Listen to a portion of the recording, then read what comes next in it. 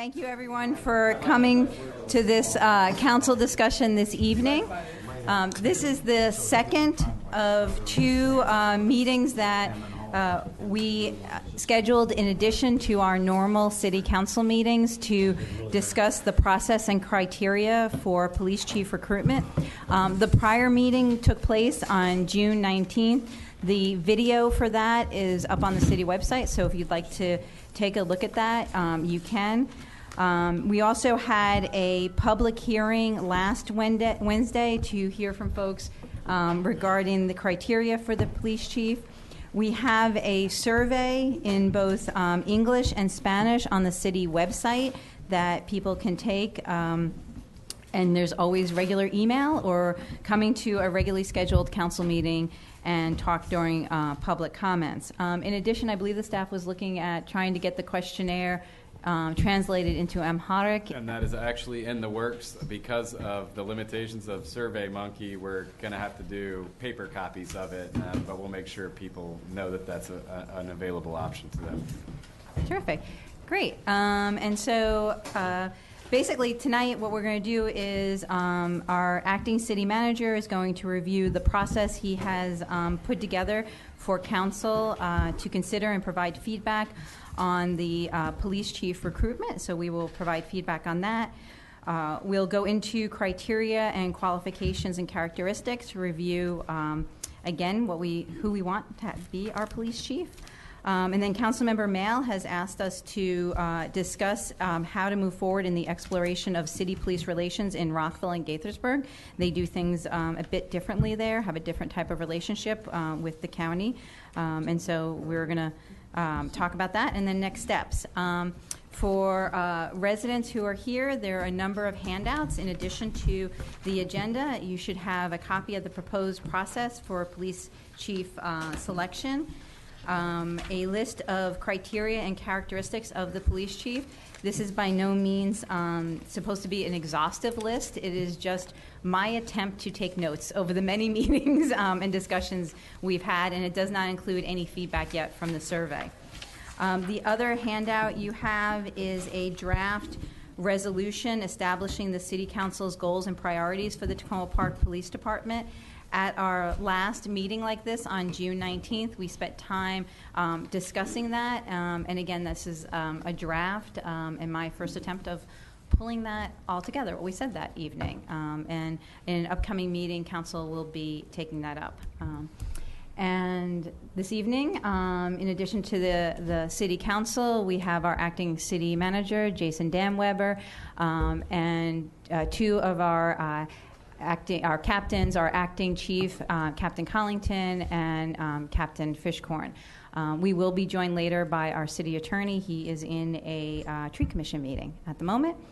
And I see we have one member, Paul Wida, from our Chiefs Advisory Committee, and we may have other folks joining us as well.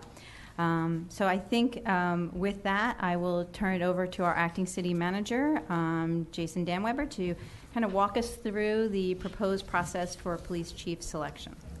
Thank you, Mayor. And this is the first item on the agenda. At the last meeting and in several public meetings that Council has held, they have shared their thoughts on the type of chief we should be looking for and share their interest in having an opportunity to participate and weigh in throughout the process as we attempt to recruit and hire and ultimately select a police chief.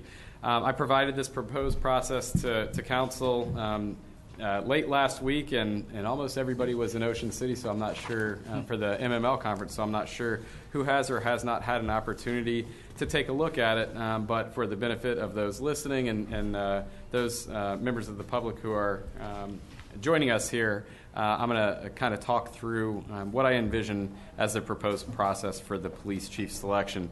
And as you can see in the handout, I've used annotations to show what I'm envisioning in terms of the council's role in each of the steps of the process. So at the very outset, what we are in the process of doing is establishing criteria for selection of a police chief. We're trying to hone in on preferred characteristics and qualifications. And that is going to be based on input from the council, the community, police department staff, other focus groups. We're going to be working with a group of young people also to try to solicit information from them on what they want to see in the next police chief. As you may know, there's a survey that, as the mayor mentioned, is currently available on the website. That's one of the ways we're getting input from the community. As the mayor also mentioned, we are taking feedback. We're soliciting feedback in the form of public comments. We had a public hearing at the last council meeting, and we will accept any emails to the clerk's office, and those will be incorporated as part of the official record. So once we are able to gather all of that information, I think there are going to be some themes that will emerge. Many of those are evident in the draft resolution that the council will be discussing later on this evening. That will serve as the basis for who we're going to be targeting with our recruitment ad. And who we hope to attract as candidates for the position. We currently also have an RFP out on the street to hire a firm to assist us with the recruitment, screening, and selection of the next police chief. Those proposals are due on July 7th. I hope to have a really quick turnaround and selection of the firm that the city will partner with in order to get the ball rolling as quickly as possible. A lot of the details of this process are still to be determined based on our consultation with the firm that's selected. We're looking for somebody who is an expert in developing processes so that the outcome of that process aligns with the preferred criteria that is established at the very outset. So the way, what I envisioned, and much of this is included in the RFP, is that at the outset, after a firm is selected, they'll meet with representatives of the city, including city management and members of council, to gain insight into the expectations and competencies that we're looking for, and some of the components that we want to see in the selection process, which they'll help us design. They'll also, in addition to conversations with city management and council, they'll also be given the feedback that was collected through a survey of the police department staff, as well as the data that we received through the survey online and in paper form if we have people fill out the Amharic version. After they have a good sense of exactly what we're looking for and the types of participation we want to see in the process, they'll develop, post, and distribute a written job advertisement. We'll have the job open for a specified period of time, probably 30 days or 45 days, something like that. And then the firm will use the information provided to conduct an initial level screening. The process here says through a structured process that consistently applies selection criteria to each candidate's cover letter, resume, application, and the firm. Basically, what that means is the firm will help us narrow down the list from hopefully a big pool to something that's more manageable, based on minimum qualifications and the characteristics and experiences that we're looking for. That will make it more manageable for us when staff and others get involved. Additionally, after that step, there will be a second level screening through phone interviews to identify finalists for an in-person interviews or an assessment center.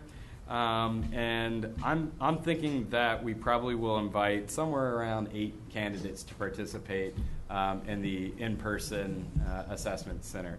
And I'll speak a little bit more to what I mean when I say assessment center in just a second.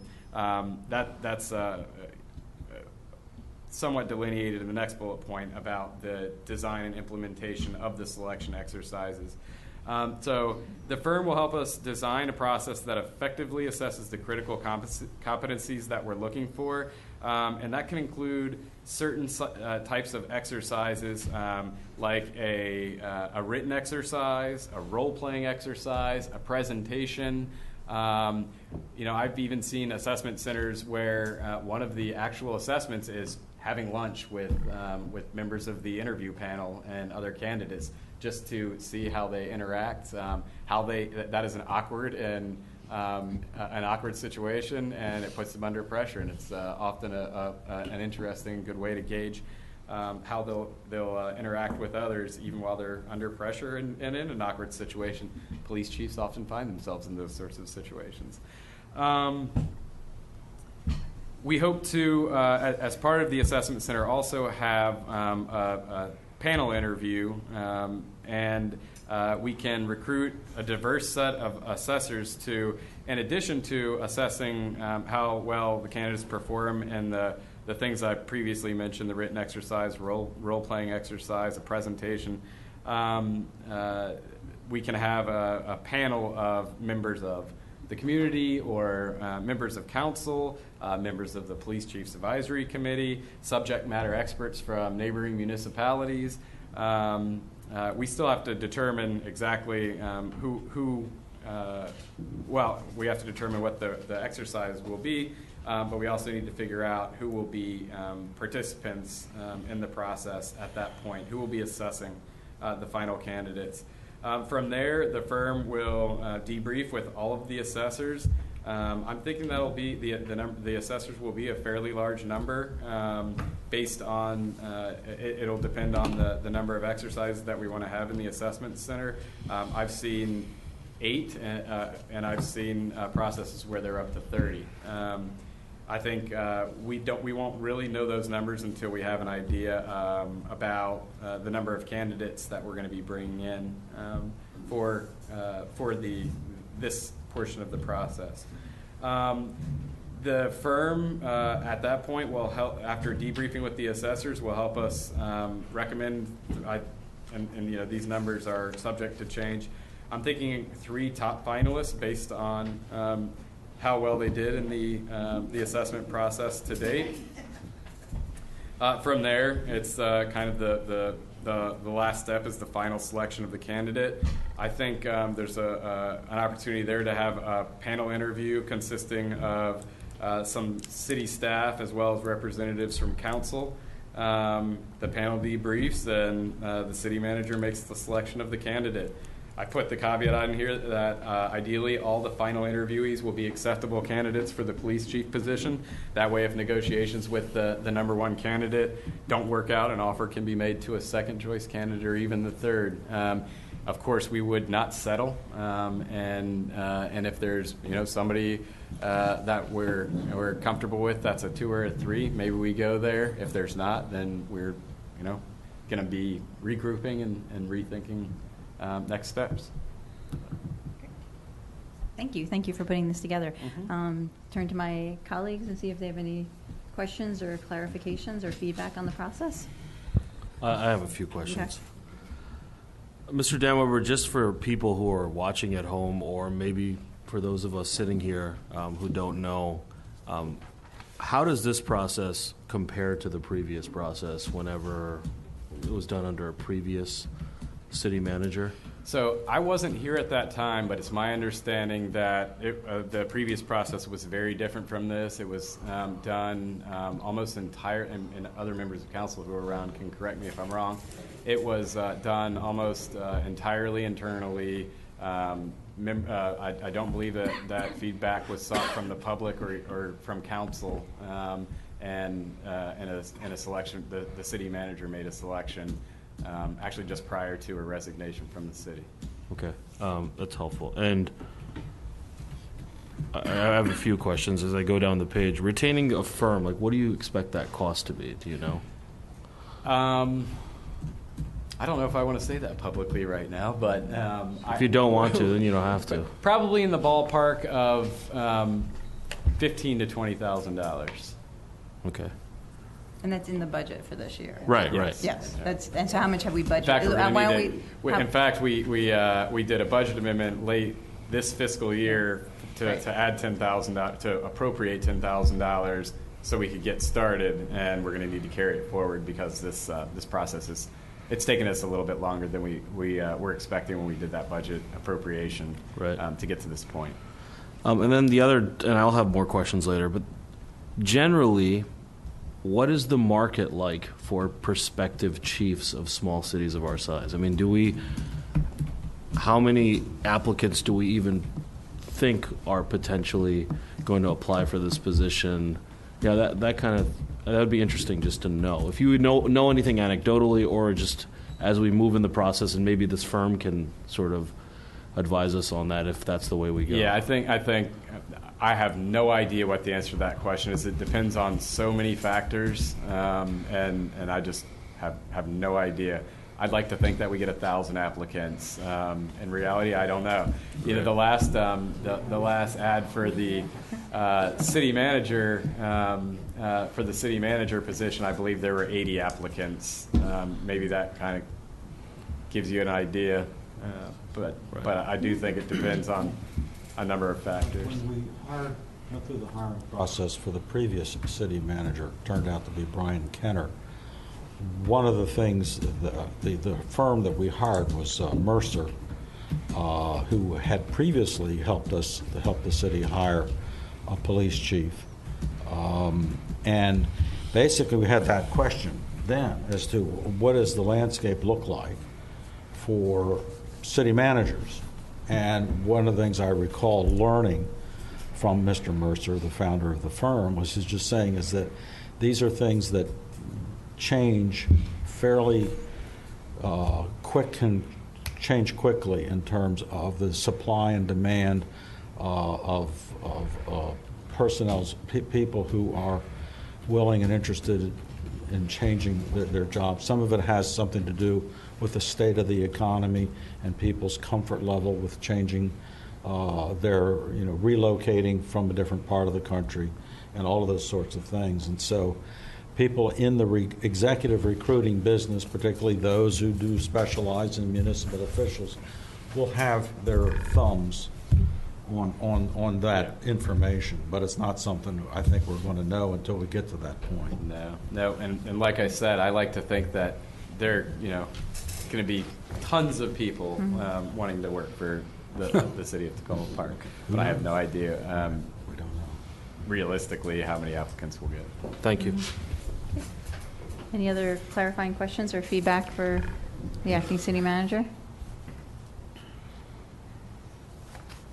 Councilmember Qureshi, do you want to keep going through your questions? Yeah, I might as well. I'm shocked.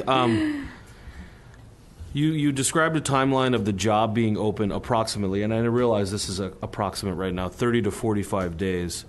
What do you anticipate the entire timeline being from the moment we retain the firm to the 30 to 45 days to when the city manager makes her selection?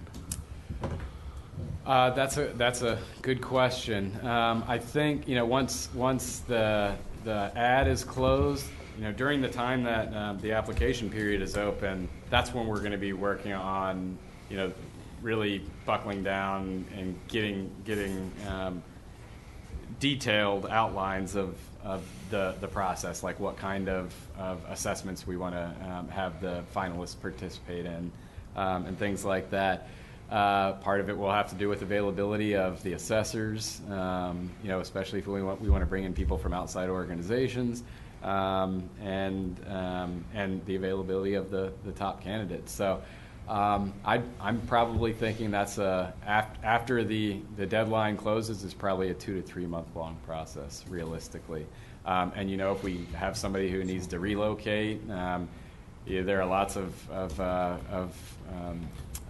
department head contracts out there where they're required to give 30 to 45 days notice to their current employers. So there's again a number of factors that'll determine how long it actually takes to get a new police chief on board. So I really appreciate you putting this together. For me, this process is exactly what Tacoma Park's process should look like. I say that with the caveat that I weigh the importance of having an inclusive process where every member or stakeholder in our community could have a real role in selecting a police chief, with making sure that it's done in a expedient but not reckless fashion, such that you cannot have such an important institution in our community without a leader, although we have two great leaders in our room here who are rotating positions. But I think we owe it to our police department to immediately move steadfastly towards getting somebody picked for that position who reflects our values, but not spend a year doing it. Mm-hmm.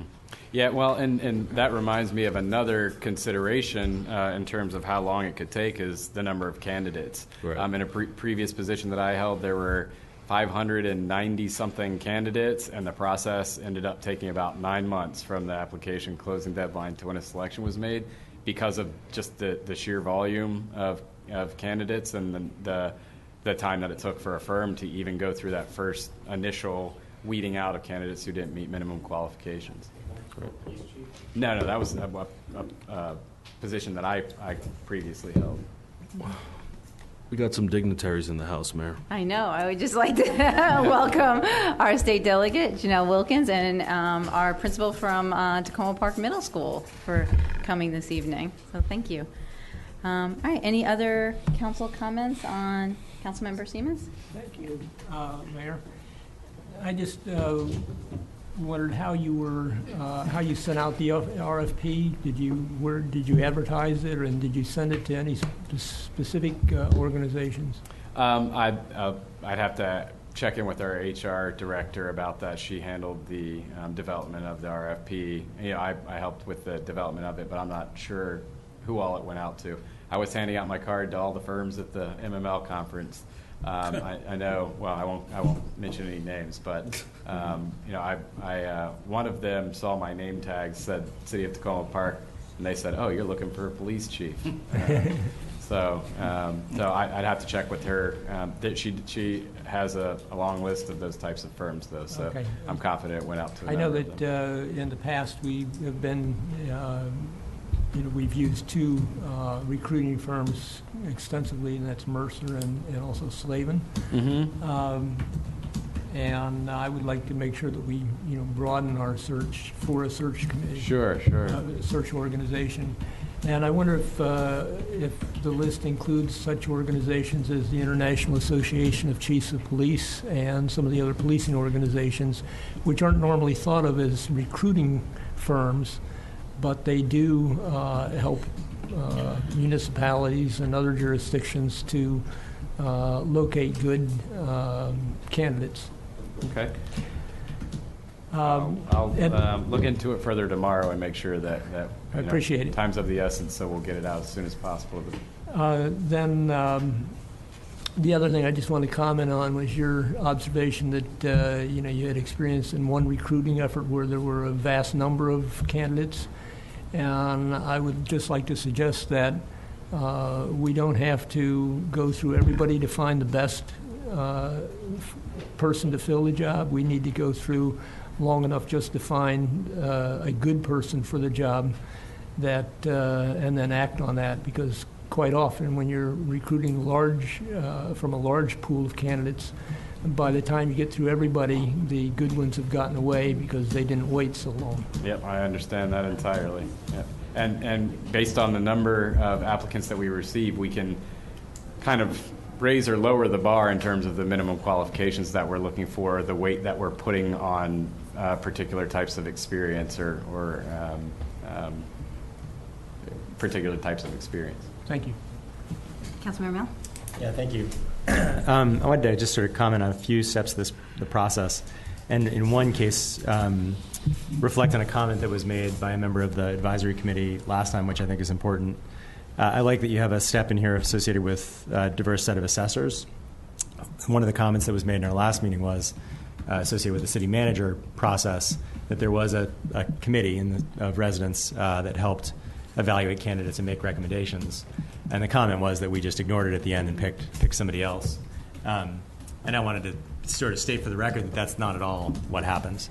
The council spent many, many hours looking at that committee's recommendations, looking at the qualities and the qualifications of all the candidates that we had heard about, spending, I think, probably the lion's share of time on the top candidates that came through the residence committee.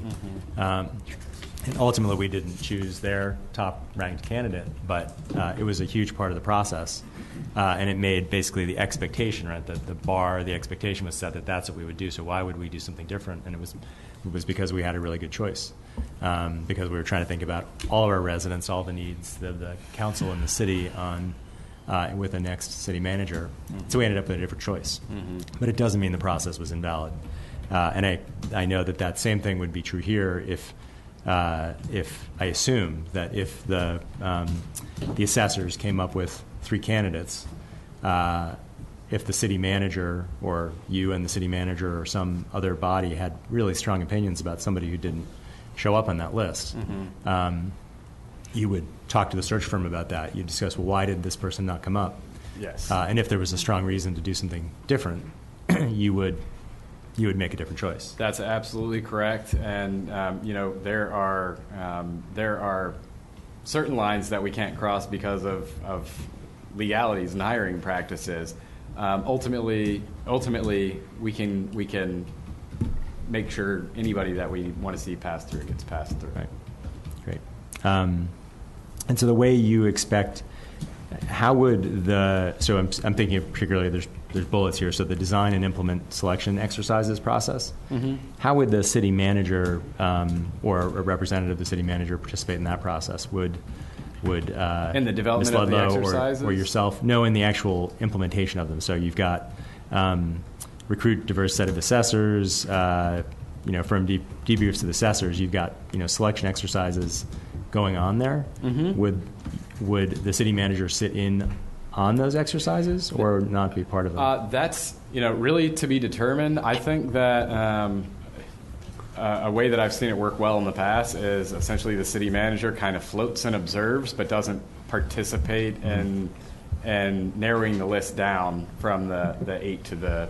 These numbers are arbitrary, sure. But from the 8 to the 3, it's right. that makes it so that they don't have we've established the criteria at the outset, and it's the process and the criteria being objectively applied throughout the process to getting to the point where the city manager has a pool of candidates that reflect the criteria that was established. But in the past, I've seen that work. I've seen it work both ways, but that would be my preference. Yeah, I think I like that idea of being present to hear the dialogue and the responses, but not pushing it. It can be nerve-wracking for a candidate when there's a floating city manager walking around, but yeah, it's a nerve-wracking job. Exactly. So, exactly. They can't take that. It's that sign. I may have missed this when you were describing it verbally, but is there? Have you thought about having members of the police department sit in? Where do the current staff of the police department fit in this process, or not fit in? I've got to think about that a little bit more, but I think that there could be a lot of value with including current members of the police department. What I'm not so sure of is how we pick which members of the police department would serve as assessors. I certainly lean towards including existing staff as part of this process. And when we had the presentation from the chief who was visiting us, was that last week or was it the week before? The week before. Time flies. 19.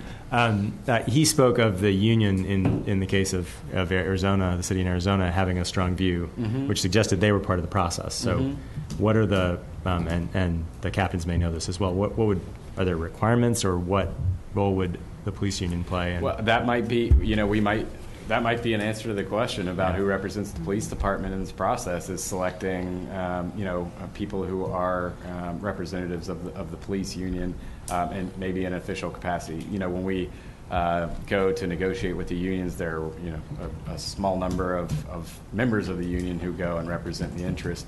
Perhaps that's a way that we could work with the union and police department staff to involve them in the process. I don't know if you guys have anything to add to that. We've been involved in the process in the past. So that's something you have to take a look at. I do like the idea of having someone from the union involved. We have 2 different unions in the police department, Local 400 and ASME. So I think that would be a better way to go, to have a representative from the union rather than an employee, but that's going to be up to whatever they decide in the process. Yeah, I like that idea. Okay. Yeah, go ahead. Yeah, go ahead. I have a couple more, but go. Captain, last time we did this, there were representatives from, I believe, Montgomery County Police Department, and maybe another jurisdiction. Do you think that was good to have those members of the local law enforcement offices part of the process? I think it's always good to have local law enforcement, especially if you're going to use in other municipal agencies in an area. That might be something to consider. Yeah, I agree, definitely. You know, one of the reasons why I think it's important that we have a diverse set of assessors is because different people, based on their backgrounds, professions, experiences, are going to come to the table with different perspectives. A police chief, assessing a police chief, might be looking for, and it may just be around the edges, but might be looking for something a little bit different than a principal or you know, a member of the police chief's advisory committee. Good. I'm sorry. Go ahead. Thanks. Difficulty that I see with that is, so if we're, we've talked some about looking for a police chief that maybe falls outside of the norm for police chiefs, and yet if we, you know, who we select as being on the committee, if we pick a very traditional chief, you know, that may slant the feedback that we get from that person. For sure, and you know, it would that would be one voice out of a number that we'd be soliciting feedback from. But I for sure. You understand the issue. Absolutely, absolutely. I think it's something to consider as we pick. Yep, and I mean that's, you know, we can think about neighboring municipalities or maybe not even necessarily neighboring ones who, as far as we know, have police chiefs who exhibit the types of qualities and characteristics that we know we'll be looking for. And then the other question I had, but I see you've got et cetera there, for the types of organizations that might be an assessor. I wonder if we've given any thought to organizations such as the ACLU being on the et cetera is there deliberately to be as broad as we can. You know, for example, the members of the police department, one of the unions or both of the unions in the police department. I certainly think we can look into identifying an organization such as the ACLU that we can ask for, you know, assistance in the process. And then I think that, for me, raises the question of, you know, who is deciding who the assessors are going to be. Is that going to be a council function, or something that your office is going to be doing? I think it's largely to be determined. You know, if it were up to me, I'd want to have involvement from, you know, from members of council and others, and identifying, for example, the types of organizations or the specific organizations that we want to ask for support in the process with. Obviously, we could probably go around the table and name 100 different organizations that we want representatives from, and I also think that the selected firm can help us think through that. You know, we're going to select somebody who has experience with hiring key positions in public safety departments, and this will not be their first rodeo. And I think they can help. You know, they've worked with other councils and city managers, and they can help us figure out what makes the most sense in terms of who we reach out to and request assistance from. Councilmember Mann, were you done with your? No, why don't I? This is a good Okay. session, so why don't All I right. get back later on? You done? Yeah, I'm done. Councilmember Kovar? No, go ahead. Thank you, Mayor. Mr. Danweber, just a few clarifications, and there may not be answers on all these. Just first, though, and I missed this when you said it, so the RFP is out for the firm now, Yeah, that's and correct. what's the deadline for the responses? July 7th. Okay. So one of the things that you talk about here on the design and implementation, selection exercises, and I guess it's the second bullet point is community and committee members. So I know this is just an outline or a draft, but what do you see as the role for the public? Because in particular, it strikes me that this is a situation when just sort of hitting all the groups and the committees is great, and we should do that, but we should make sure that there's public participation and a real diversity of that, more than maybe we strive for just when we're selecting people to be on the regular residence committee. So without saying definitively this or that, can you talk a little bit about how you see that? So first and foremost, I think one of the important things that we're doing is soliciting feedback from the public. I think, like I said at the outset, I think there are going to be themes that emerge from the feedback that we're selecting. If we go just by the public comment that we have all heard alone, I mean, there are themes that are emerging there. We also, want to there are other groups that we're soliciting feedback from that we need to consider also. But that's at the outset how I think that we're going to be involving the broader community. I don't have a specific answer to your question, because I think at a certain point we need to be really careful and cognizant of balancing confidentiality of the candidates, at least when we get to a certain level. Well, throughout the process, with how we involve community members. As far as this process goes, I think that we're going to need to be selective in terms of the number of community members that we have directly involved and engaged in this process. I have concerns about having some sort of public forum where there are police chief candidates, just because of concerns about keeping certain information confidential. Yeah, I mean, I get the confidentiality. I would just say if we invite in an outside organization, they're no more. I mean, anyone who's outside of our control, we can't.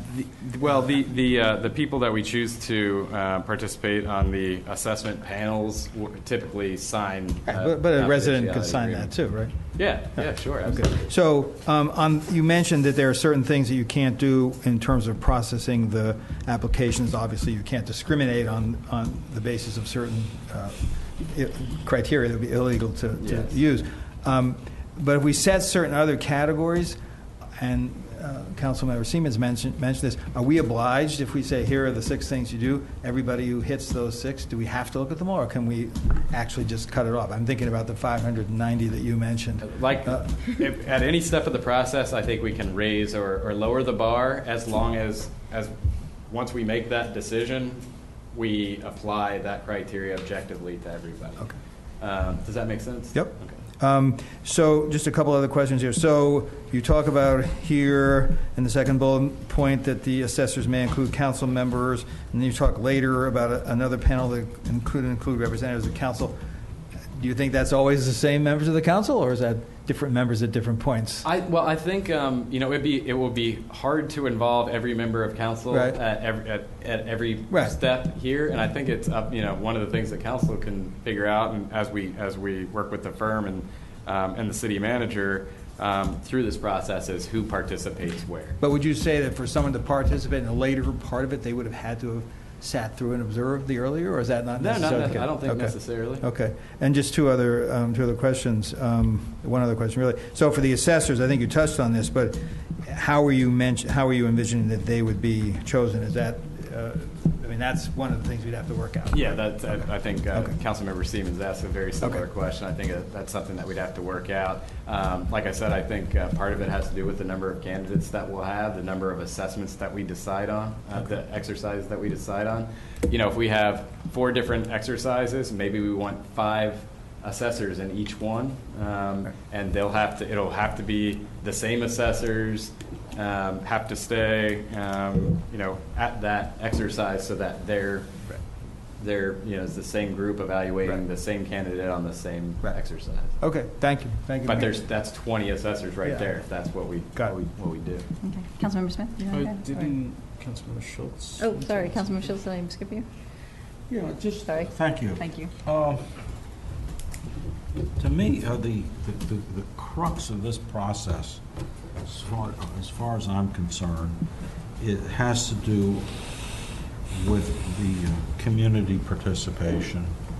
I know we've talked and had the community come at various times and talk about, well, these are the qualities that I want, and that's fine. And we've ingested that, and I think it's useful. But in this selection of the assessors, however many it might end up being, I really want whatever candidates may come through to have the experience of having to face and talk and answer questions of a nice, good selection of people from the city of Tacoma Park. And I'm talking most particularly about the minorities in our city, because I think those are the people who, rightly or wrongly, may feel most vulnerable to the vagaries of how the police department gets operated, and the attitude and the whole sort of gestalt, I guess you could call it. I hate to use that word because I'm sure I know what it means. But the feeling of the police department as the community experiences it. And I would want those candidates to be able to answer those questions and see how they respond to questions from that part of our community. Because if they can't pass muster in the eyes of those members of our community, then I would be feeling a little hesitant, in my own opinion, about that. And I just think that's an important test. So to me, how we select, I think it's important to have where you talked about what et cetera means. Sure, get those people, organizations involved, and union representatives, absolutely. Maybe officers from other police departments in the area, so that they bring in that level of expertise and insight. But at some basic level, to me, that's this is where having residents be able to ask questions and hear and give us, the city council, as well as the city manager, feedback on who they like and why, what it is they sense and perceive. It's just a really important part of the process. Okay. That's all I really want to say at this time. Thank you. Thank you. Councilman Smith, you want to say something else? Right. Thank you, Madam Mayor. First, Mr. Dan Weber, I appreciate you putting this together. I know it took a lot of time and a lot of work. First thing, I would suggest that we reach out to the National Organization of Black Law Enforcement Executives and make sure that they are aware of the RFP and possibly consider them as one of the assessors. I think it's going to be critical that at the end of this process that the council plays some type of administrative role, whether we have some type of administrative sessions that we can maybe meet with some of these final candidates, or meet with the city manager and talk to Ms. Ludlow about what she sees in these candidates and why we think that these candidates should be the next police chief. Because the prior hiring of police chiefs, we just, as a council, have not been part of the process. And it's nice that we potentially might be assessors, but as a body, when we get together, it's just a different situation. So let me make a suggestion here. And actually, if you look at the second bullet point under number 3, panel debrief, perhaps that's an opportunity to have an administrative session, and one that might involve the entire council, who can get the feedback from the council member or members who participated in the panel interview during the final kind of selection round. Right. And, the questions about whether or not the public should be involved and how we can make that happen. I think the firm that we retain will help answering that question for us because, they do national searches all the time. That's what happened with the Mercer Group. They, walked the council through the process of hiring a city manager. And we had many questions, and Mr. Mercer was able to allay many of our fears. Yeah. And finally, I just would like to say to my colleagues, keep an open mind when it comes to the salary and benefit package to whomever our final candidate is, because it might be shocking. Thank you. Councilmember Mail? Yeah, thanks.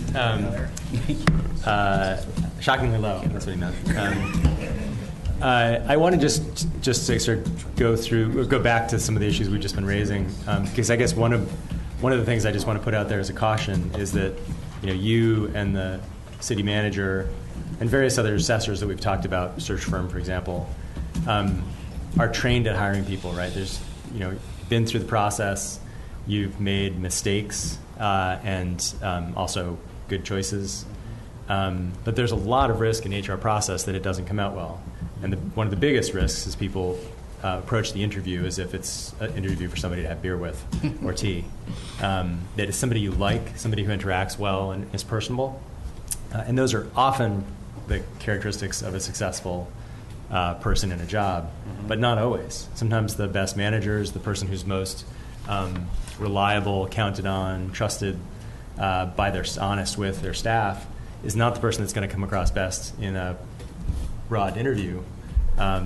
So I just want to make sure that I say that, because I think at the end of the day, the set of people who are part of the assessment process, HR, city manager, yourself, those opinions are really important, and a lot of processes go wrong when that's not what people are thinking about. They're looking for something else. They're not thinking about the lives of the 42 sworn officers and the civilian officers that have to work under this person, and how effective that person will be as a supervisor, but rather do they say the right things in the meeting? I think that's we can get to some of that through some of the exercises, depending on how we set them up. And I think Chief Magnus actually spoke to that when he said somebody who you want to hire somebody who gets it and who is willing to be unpopular, if that is required in order to get the department headed in the direction that we want it to go. Right, great. So I just wanted to say that because sometimes it takes more words to explain how an HR process or any process will actually work out. But I find there's a lot of detail in here, and wow, it sounds really complicated. All of a sudden, it sounds like it's going to take us 3 years to make this decision. It's an HR process. There must be 20,000 chiefs in the country. Each one stays in their job for 5 years. There's thousands of hirings that go on every year, right? So, we can also come up with our principles, have a good process, and if we've set the thing in motion the right way, we should end up with good candidates. Yeah, and just to clarify, none of this is necessarily set in stone. I think a lot of the details, we need to talk to an expert who engages in processes like this all the time to help us think about, the rigor of the process and at what point it's just too much or not enough. Right. Just following on Councilmember Smith's comments, and I know my colleagues have heard me talk about this, so I'm a little bit of a broken record. I was trying to think about how to be a different record on the same issue.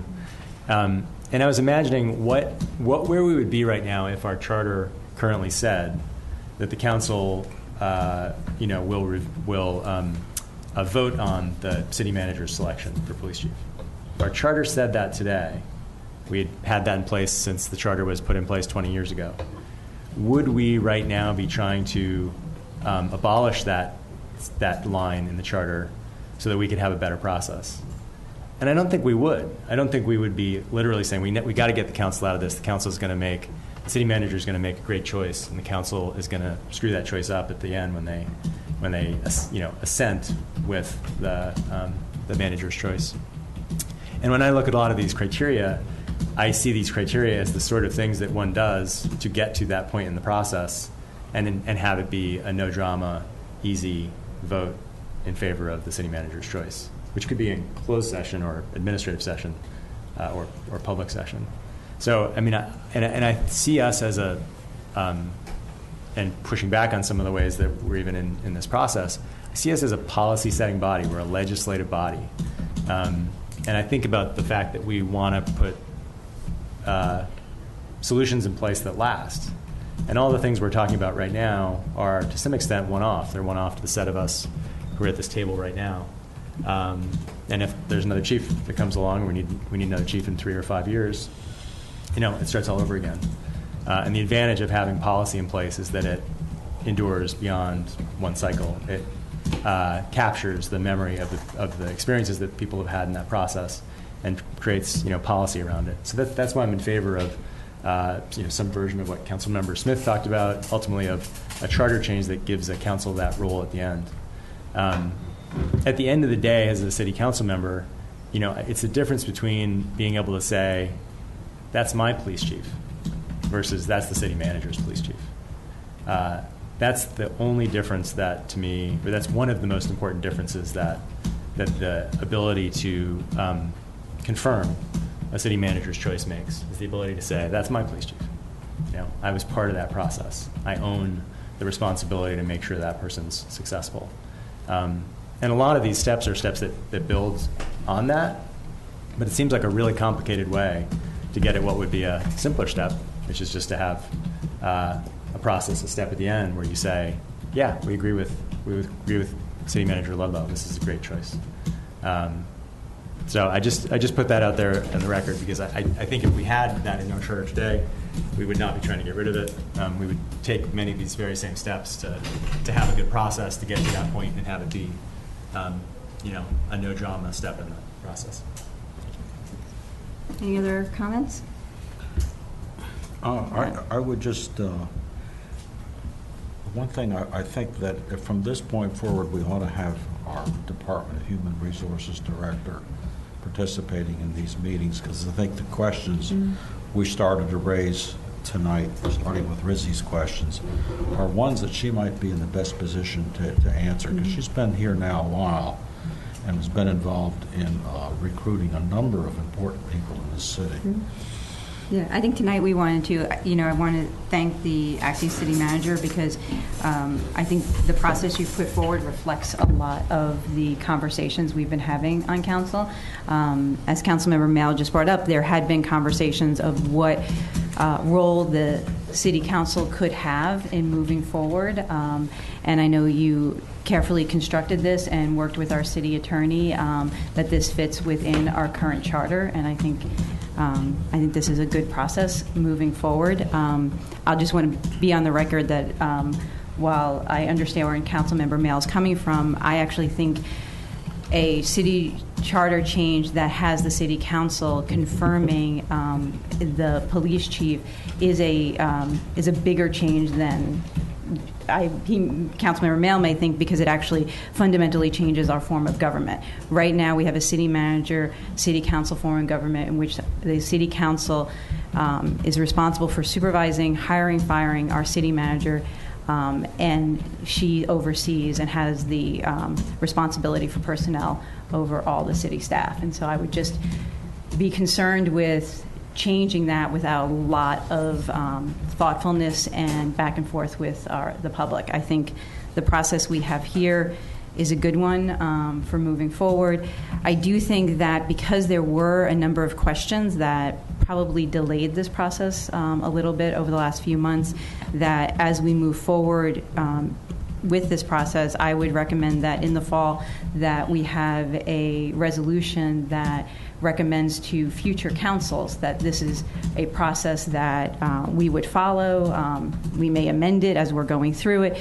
And then even at that point in the fall, or maybe for the next council, that if we need some language to clean up in our city charter, that to clarify that the city council does have a role in this process, I would favor that.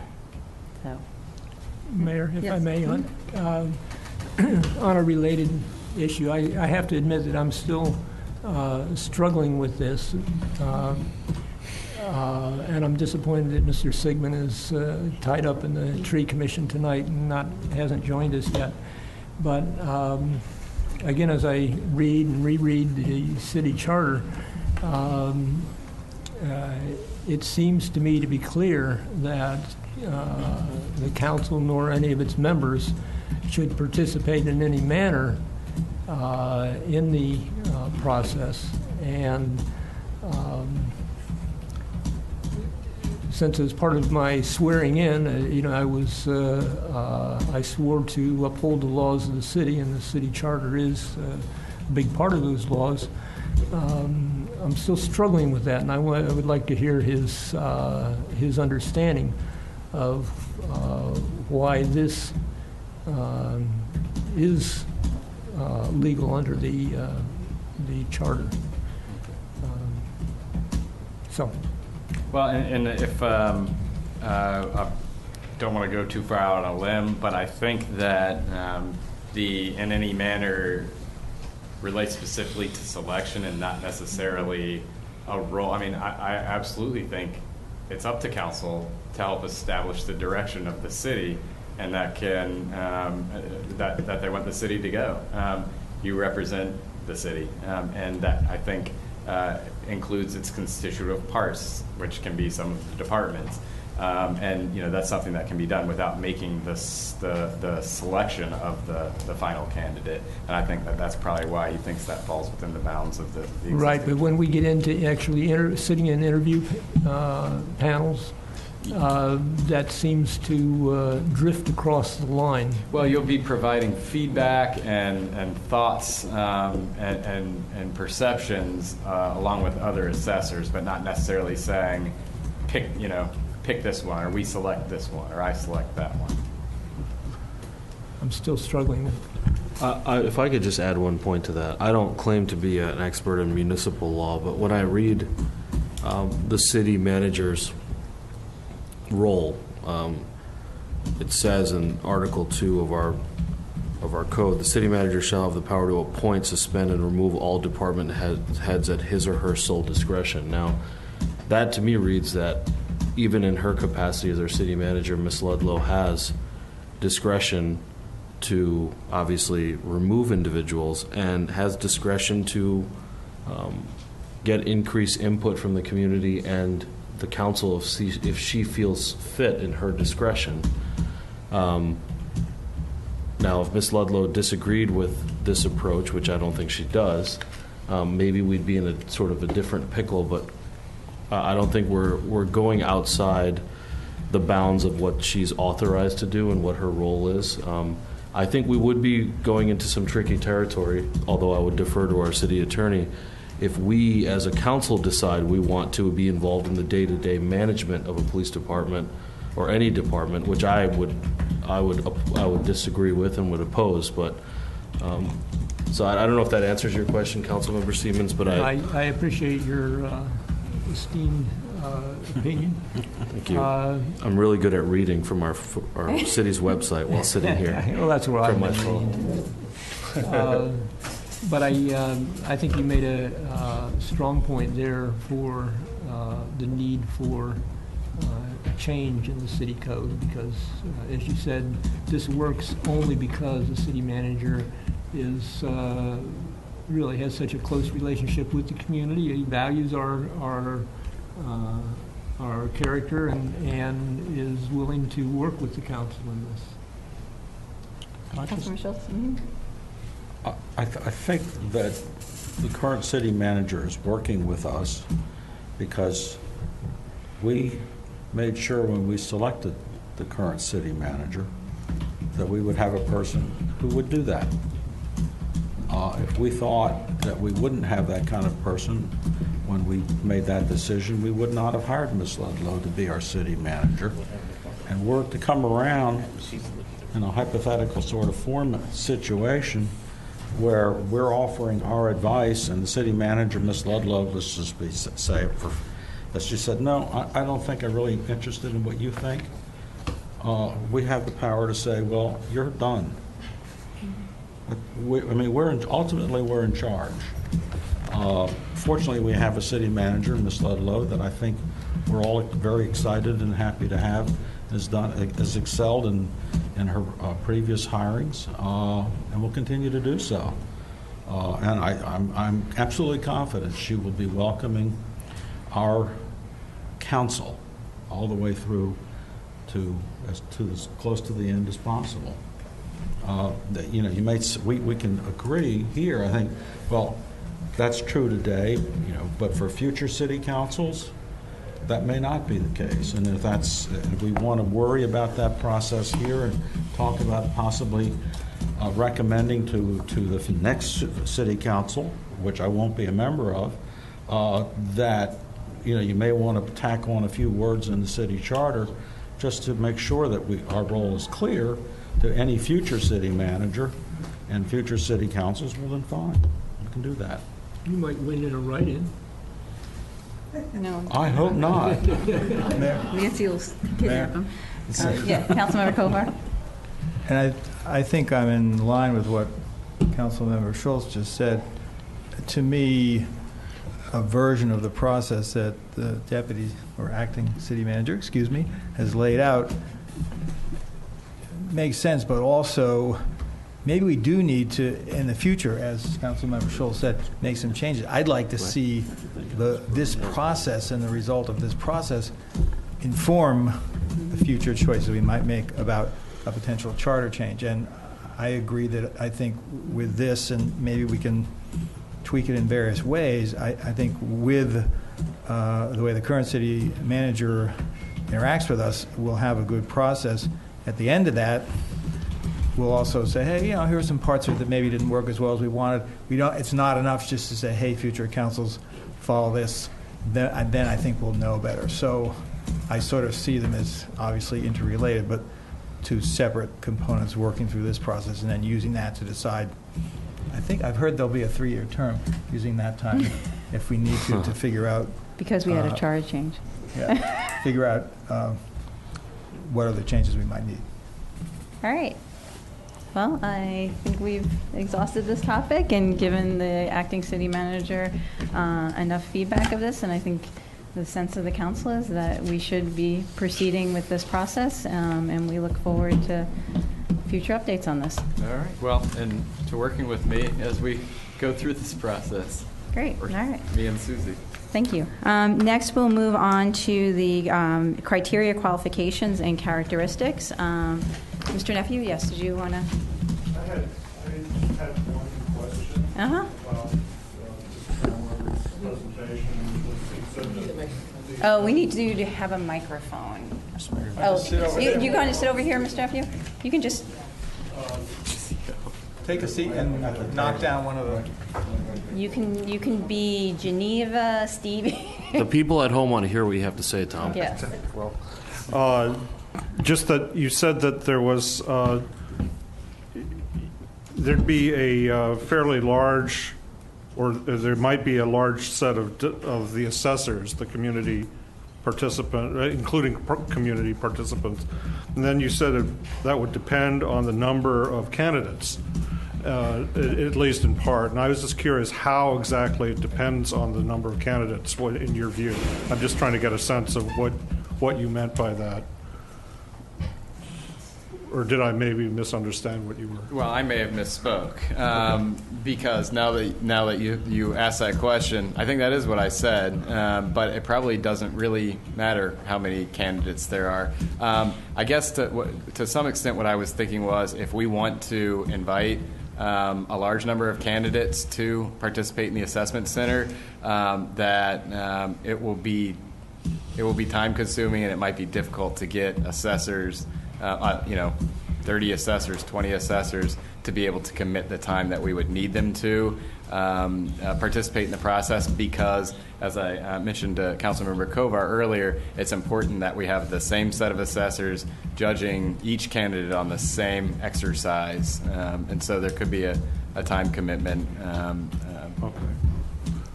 issue. Thanks. That was my question. Thanks. I appreciate the question. Thank you.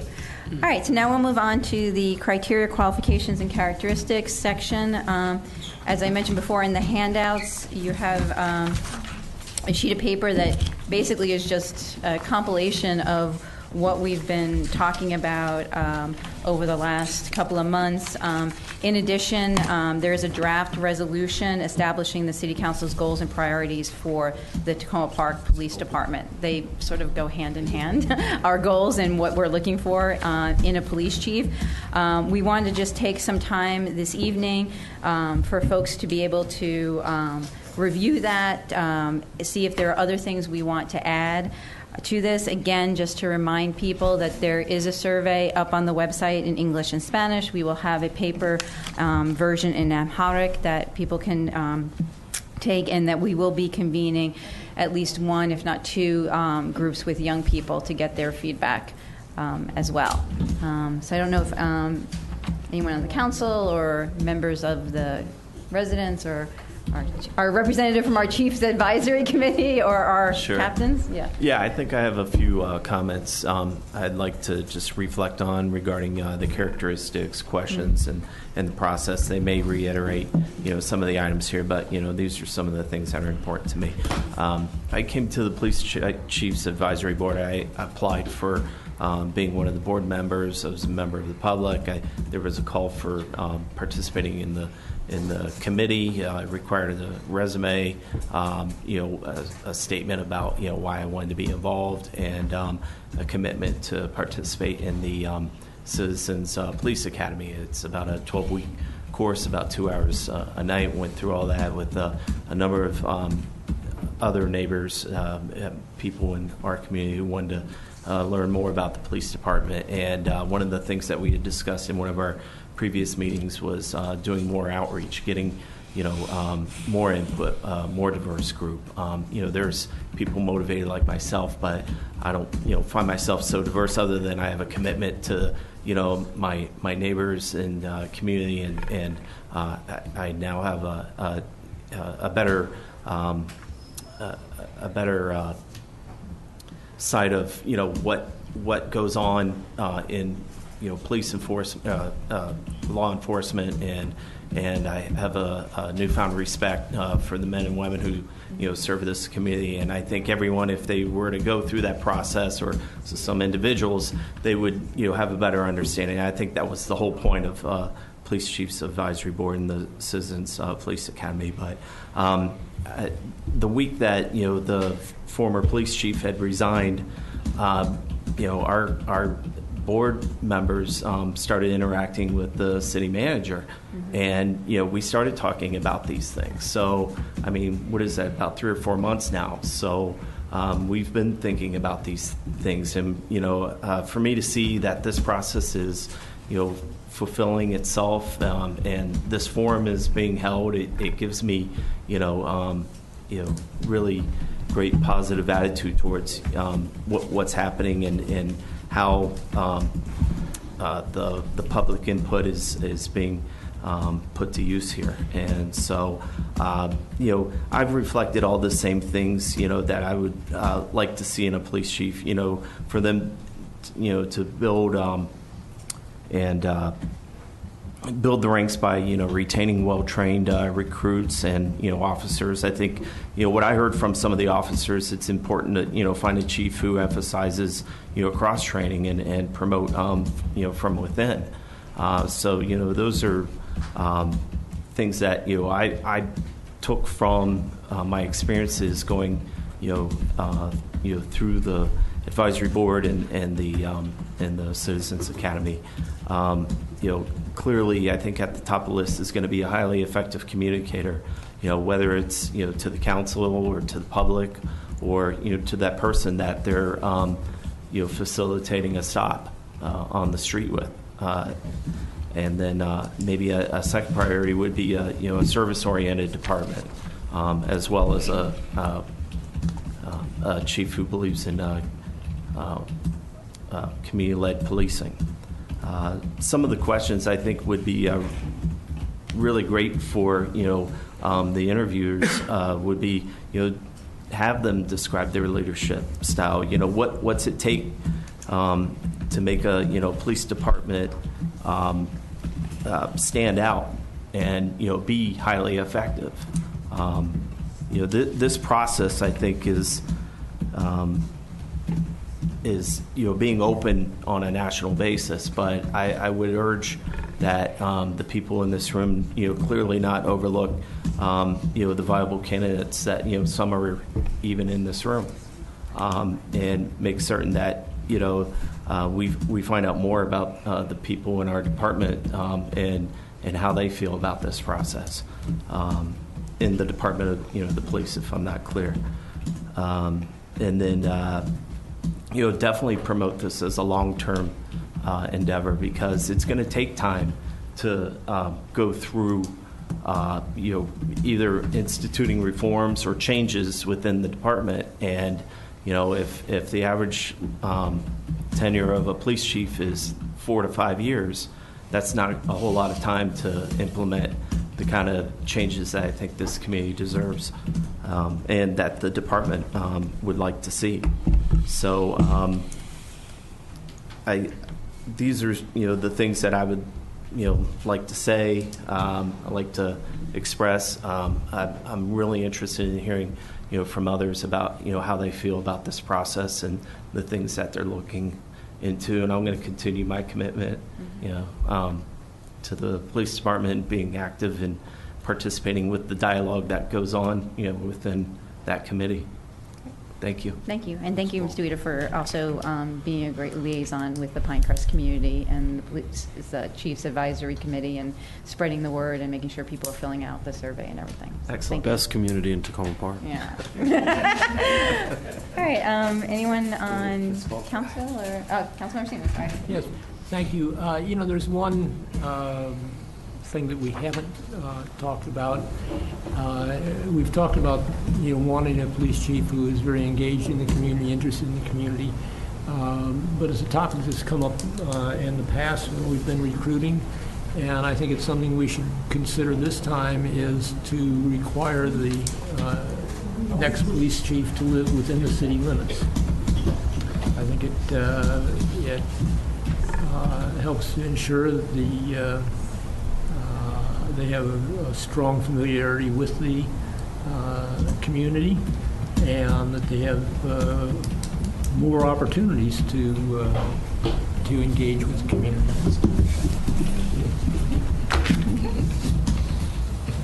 I'll just say, actually, after gone on a ride along with some of the police officers, I had a newfound understanding of why some officers would like to live in the community and why some may not.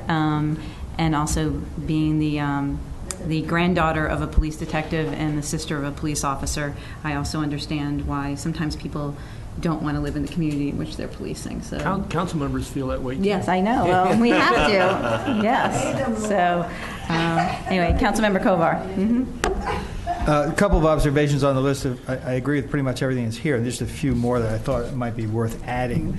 One where I differ just a bit is category or number, I guess it's letter C, not number C.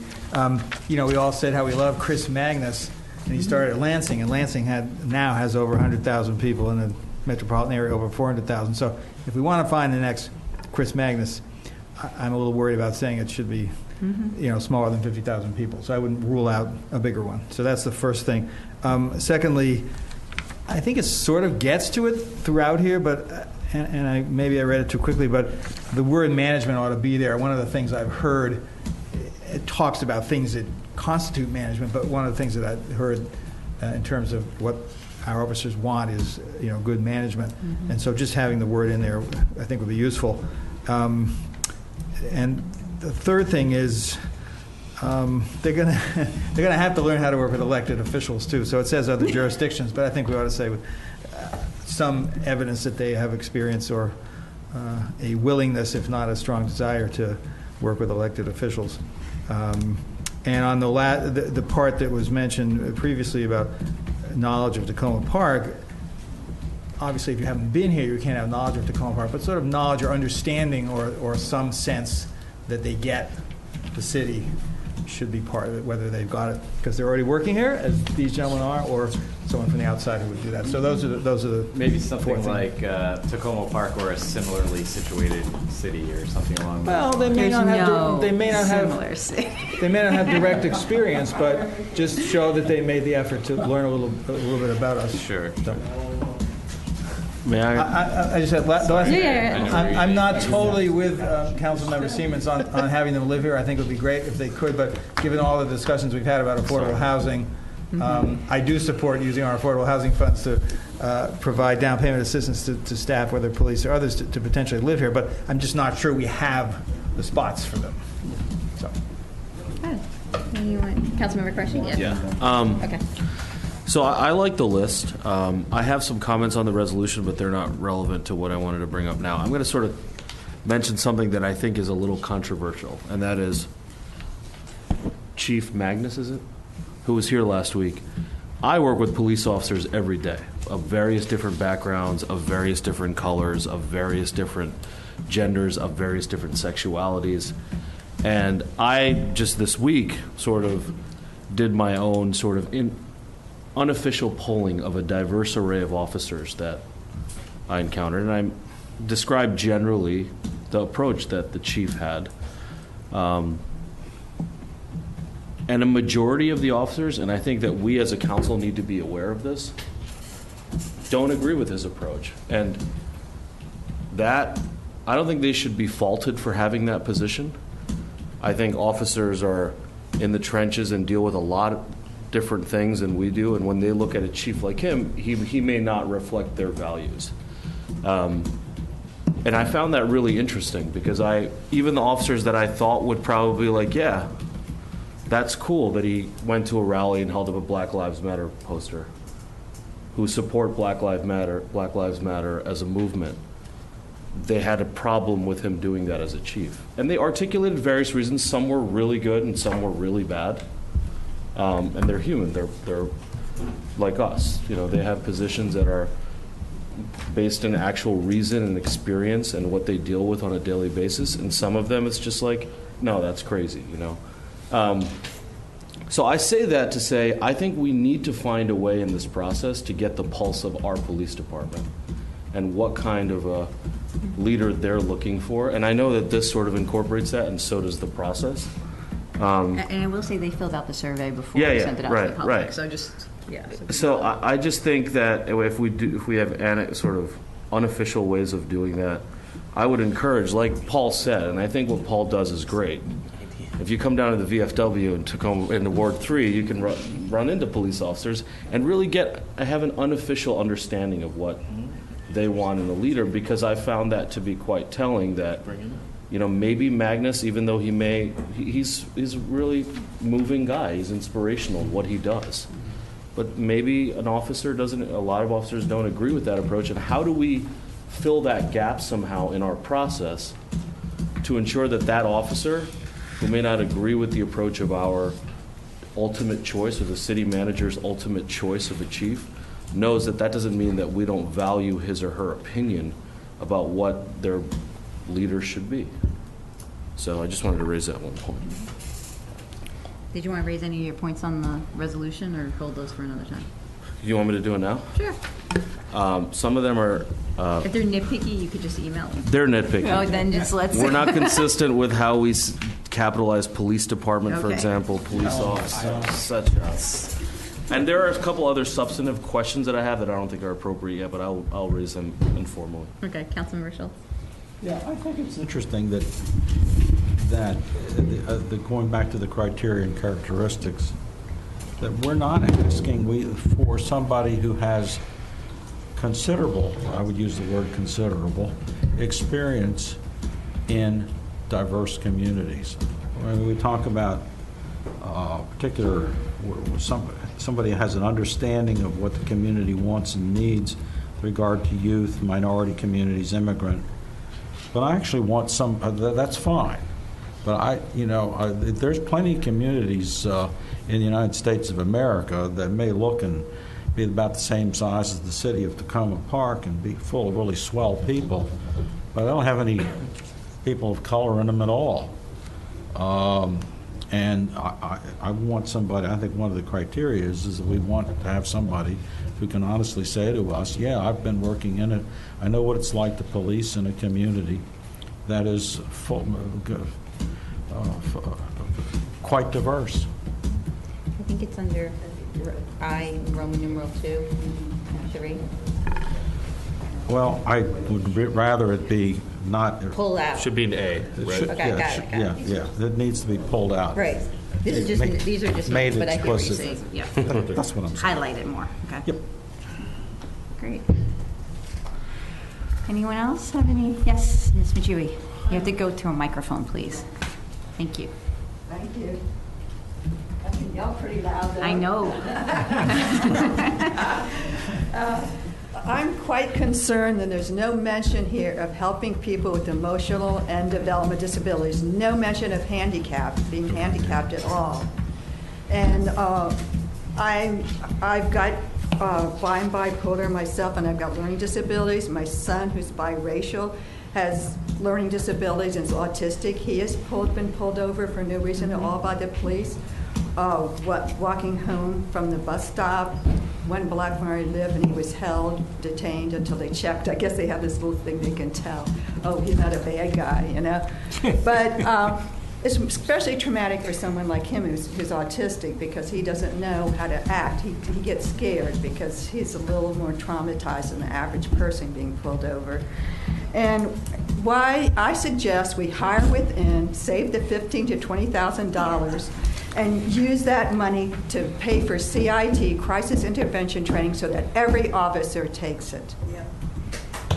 Thank you, Karen. That's I think we have people here who are very good officers, and I don't see why we have to hire from without, spend all that money. Okay. Thank Unless you. they're not interested. Thank you, Ms. Majui. Any other comments or things? Ms. Dean? Yeah. You're gonna, sorry. Yeah, sorry to make you walk over to the microphone.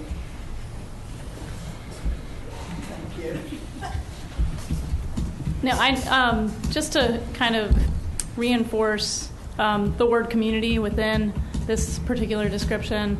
I would be really interested to know, and I think it would be important for those that are involved in the search, to make sure that the future chief really has a clear definition of what that word community means in terms of all the stakeholders involved in the community.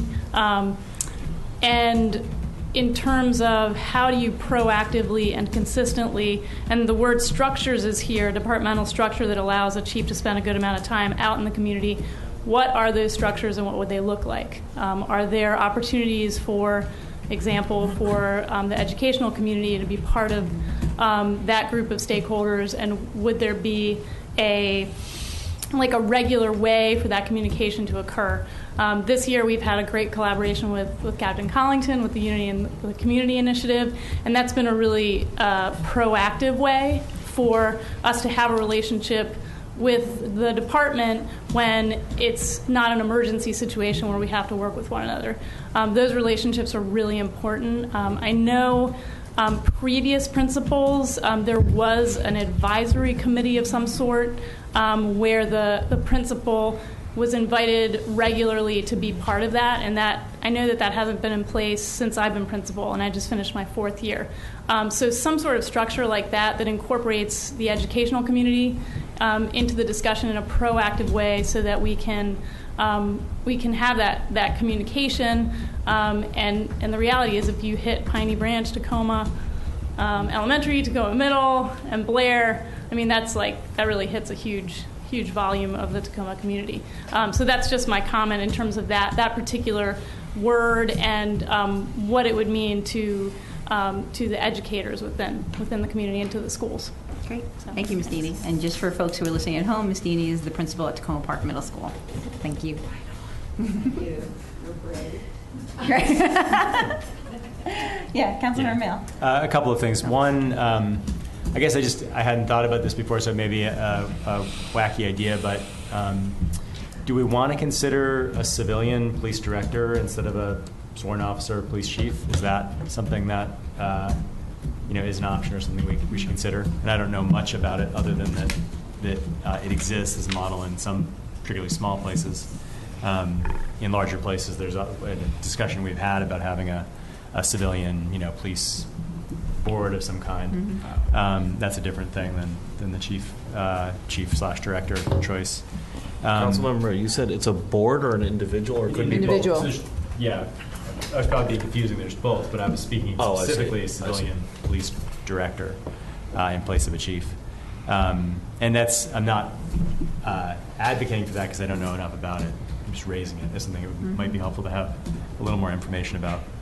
And then the one other issue I'd raise, I brought this up last time, and I don't know exactly how to write it into this document, but making sure that the position description is open to people who don't have chief's experience, but have great potential. So, I want to make sure we write criteria that are looking for that kind of thing. And sort of associated with that, and then with Councilmember Seaman's comments about residency, there's a couple of benefits that I see of residency. One is the idea that, the theory that is that if someone lives here, they're more connected to the community. And I think there's ways around that by just deep engagement and the number of hours that officers spend doing their jobs with the community.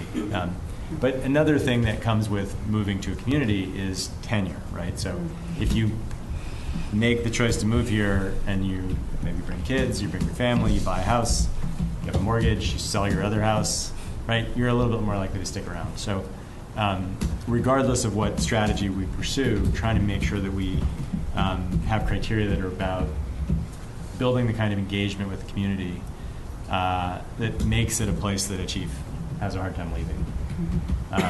We want them to have a relationship with their officers that I'm not going to find this bunch of people to work with anywhere else, this quality people anywhere else. Why would I leave that for a job that's, it's not worth going to a job that's $10,000 more, 1,000 miles away, because I love my community, I love my officers, and these people let me do innovative, cool things and learn. Right, so we want to be able to create a kind of a job that if we don't make them live here, they don't want to leave. So I'd say it that way. And we had another resident. Yeah, if you want to. And just tell us your name, please.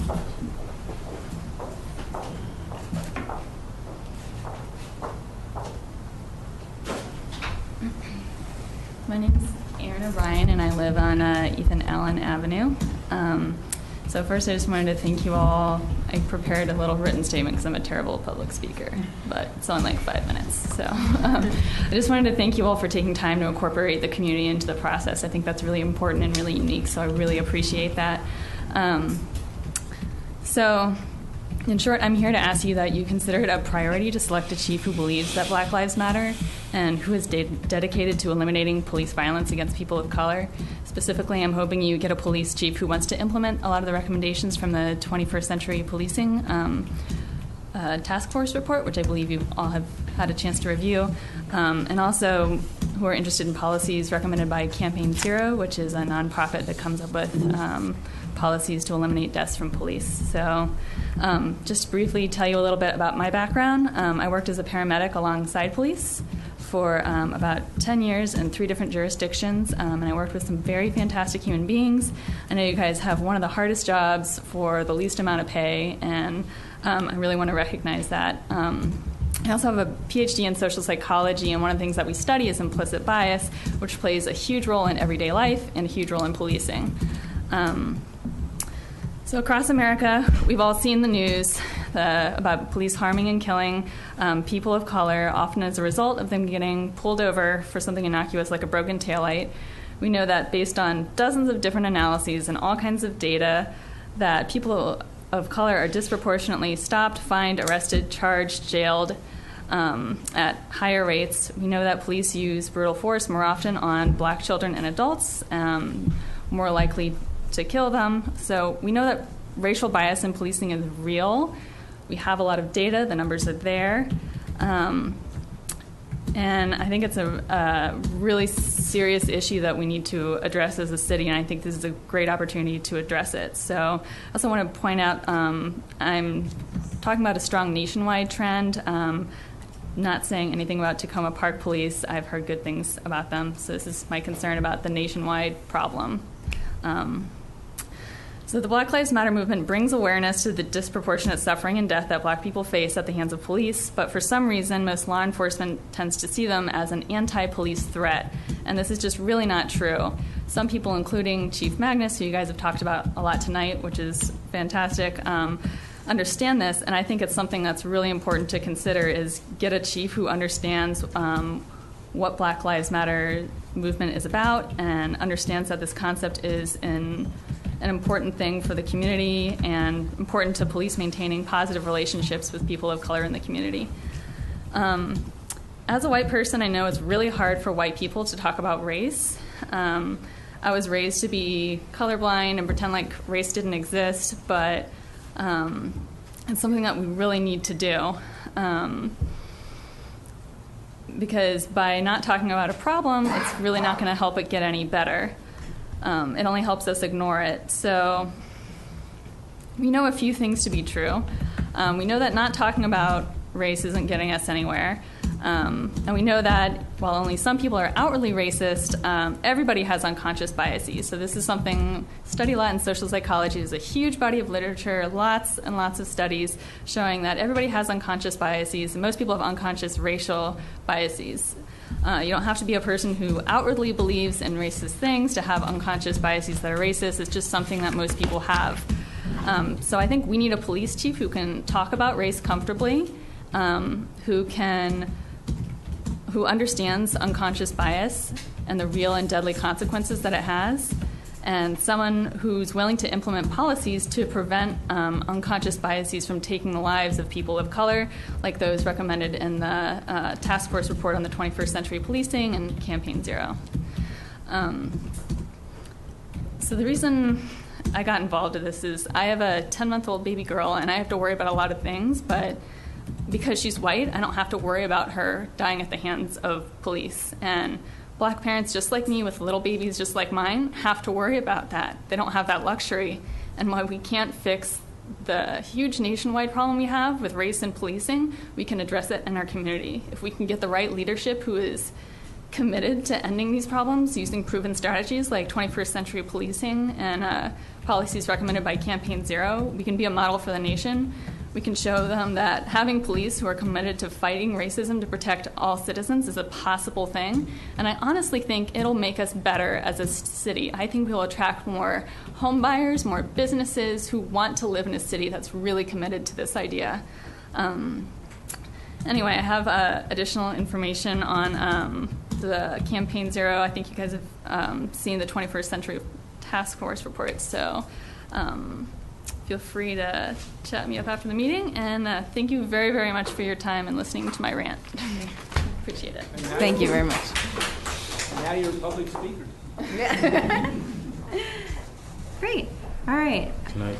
Councilmember Smith, and then Buddy. Oh, Mr. Paul. Yeah, go ahead. Yeah. Believe it or not, I wasn't going to. Not really. Never mind. Yeah, you guys know it. Believe it or not, I wasn't going to say anything tonight, which is, I know it's hard for the council to believe, but having grown up in the city since 1951, man, that hurts to say. I'm familiar with the city's diversity, and I thought I knew about diversity. What I didn't. I'm a member of the TP Mobilization Outreach Group, and I got asked to go to a CUA meeting, which is an organization in Montgomery County that is Communities Against Anti-Hate Crimes in Montgomery County. You may have heard of CUA. It's nonpartisan. It consists of, at this point in time, about 70 different organizations, religious, certainly faith, ethnic. The schools are involved. The Montgomery County Police Department is involved. I wanted to talk to the Tacoma Park Police Department about it. I've learned, and I went in December, and I've learned, and I grew up in this city. I have learned so much about diversity and so much about some of the hate crimes going on and misunderstandings going on, even in Montgomery County, that have totally surprised me, that it is so important in this city and what we've fought for, and all my friends on the council, this council, all the citizens I've worked with, all the committees I've been on, have fought for diversity and fairness for all.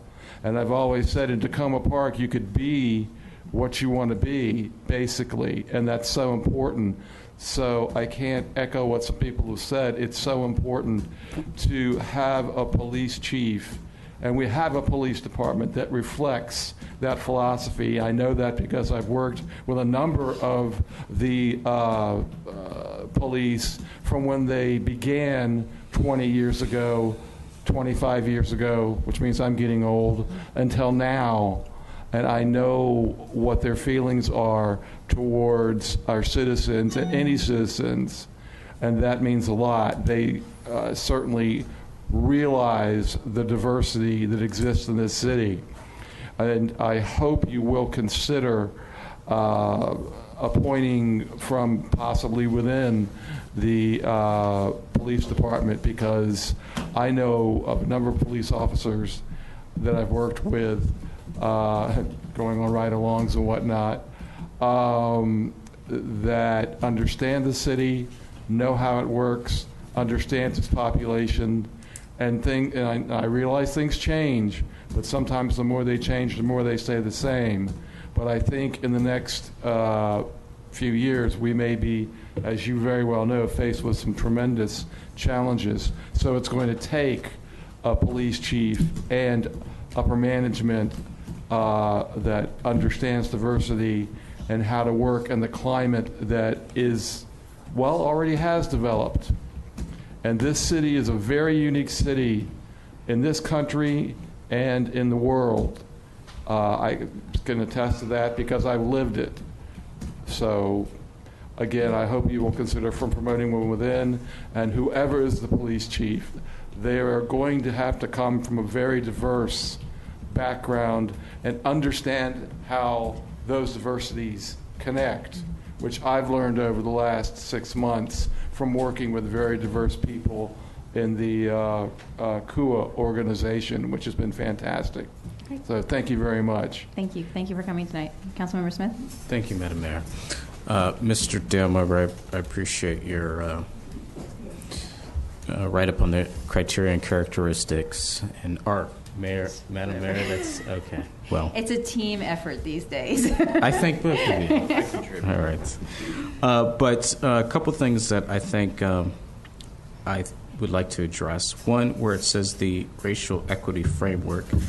I think that's great. We have moved forward on our policy position, but as the council knows, we're now members of the Government Alliance on Race and Equity, and I think it would be really helpful if we talk to GAR and find out if they have any white papers on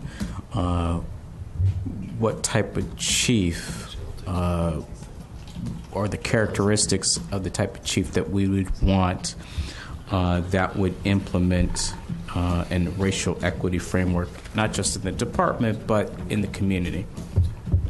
That's one thing. The other thing is under I, you have 1 and 2, or 2 and 3 that talks about minority communities and immigrant communities. Correct me if I'm wrong with our demographics last time I saw them in 2010, but Tacoma Park was a majority ethnic community, so that is a little different for many people, and Chief Magnus did bring that up when he was talking about his experience working in the city of, I believe it was Richmond. So rethink the word minority. I think. Yes. Yes. Great So I think that would be very helpful. It's a different world now, and you got to, if you're in that role, you have to know who you're dealing with and what type of community this truly is. So thank you, Mayor. Ms. Anderson? Yes, I just wanted to say with regards to choosing a new police chief, I'd rather see that money go to what Mary Jane suggests. We have 2 outstanding captains, and especially Captain Collington, who knows the community and would be an excellent chief. So why are we spending our tax money doing all this other stuff? I mean, you're going to do it anyway, but, you wouldn't have to. And I've lived here for 50 years, and I will tell you that we've had a lot of police chiefs, and some of them good, and some of them not so good. And certainly, we could improve a whole lot if we chose one of them. Thank you. And I just want to add one last. Yeah, Councilmember Smith. And I would just want to add one last thing, that we should look at weighing experience to the same degree as education. We should consider this in the process. I don't know if education is going to necessarily get us what we want. I agree. Great. Councilmember Schultz, and then we'll wrap up this section. I would just observe that if we were to insist on the next police chief having to live in the city, that would go a long way toward discouraging anybody in the current city police department from applying. And I don't think that's a good idea. Short and sweet. It's short and sweet. All right, so this is an ongoing process. This is, a list that continues to grow, and as we mentioned when we started putting together these notes, it does not include the responses from the survey or other things. So this was great. So the final thing we were going to cover this evening, as Councilmember Mail brought this up during our budget discussions, and we said we would revisit it after we finished the budget, but was thinking about a process through which we may want to explore the city-police relationships in Rockville and Gaithersburg in order to compare them to how we work. I don't know, Councilmember Mail, if you want to say a little bit more about that so that people know what we're talking about. Yeah, so I spent some time talking to residents and city council, city officials in Rockville and Gaithersburg to try to understand the model that they use and welcome any. This is the shorthand version. There's lots of other details that I'm sure are important. But both of those communities basically do joint policing or co-policing with the county. They have a police force that, if you were to look at its size compared to our size proportionately, is far smaller because the county provides a large portion of the services, including routine patrol services, within the boundaries of Gaithersburg and Rockville. The question is, what kind of policing does that provide? Does it provide the same level of coverage, familiarity with residents? Does it provide savings associated with our model of policing? And one of the drivers behind this, it's not the only one, but one of them is that the city has been, far behind in the issue of tax duplication for years and years and years. Our police department brings in a lot of revenue, including from the county and state, but is also our most expensive department. And a lot of that tax duplication, in theory, could be addressed if we found a way to get the county to cover more of the costs of our police department. So there's different ways to do that, but one of the ways would be to consider, this same kind of model. For me, the idea that's described here and that is the step that I'm interested in is simply learning more about it. So the idea was to create a commission or a task force that includes members of our police department, residents, council members, could include people from outside this community who would add value to such a committee or task force, and to look at how that works in Rockville and Gaithersburg, to go meet with the leadership of police departments in those two cities, the city officials, the budget officials in Rockville and Gaithersburg, and just understand the differences between that model and the model we have here, with the goal, for example, of having a task force, setting it, appointing its members with a mission, and asking them to come back and report to the council within a year, let's say, on their findings associated with the relevance of that model of policing to Tacoma Park. What are its strengths and weaknesses compared to the way we currently, run our police department? So I think that's sort of all the detail that's important right now. It's an exploratory step to learn more about what they do.